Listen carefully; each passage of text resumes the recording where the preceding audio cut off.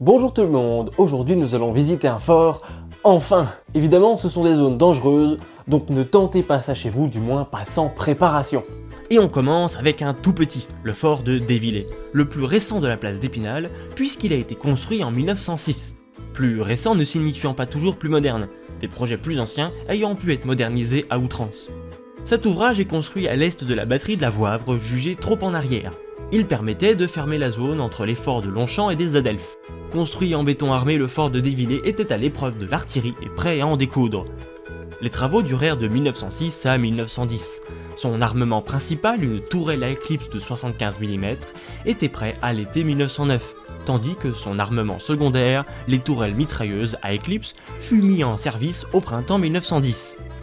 En plus d'être un ouvrage de très petite taille, nous pouvons d'ores et déjà dire adieu aux fossés caractéristiques. Nous sommes accueillis par une imposante façade de béton armé, pourvue de part et d'autre de casemates de Bourges. Depuis la rue du Rempart qui serpente à l'air libre dans le fort, nous pouvons rejoindre l'intérieur de l'édifice. C'est la tourelle de 75 mm qui nous accueille, enfin la cavité qui subsiste, puisque l'armement fut ferraillé en 1943 par l'occupant allemand. Un long tunnel nous permet de rejoindre l'entrée de l'ouvrage. De là, nous arrivons près du casernement, d'une capacité théorique approchant les 200 soldats. Dans les faits, 150 environ étaient présents durant la mobilisation de 1914.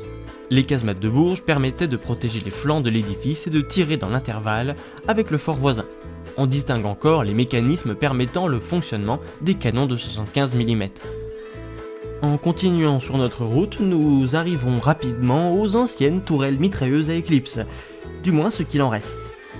Lors de notre visite, les sous-sols étaient immergés. Le fort est en bon état, quoique tagué, et considéré comme une décharge par de stupides personnes. Respectez ces lieux s'il vous plaît. Il est également à l'abandon et cela ne semble pas prêt de changer. Alors oui c'est sûr, j'ai fait ça avec les photos que j'ai pu prendre en 2025, on y filmera au retour des beaux jours. Et en attendant, à bientôt pour une prochaine visite d'un fort Serré de Rivière.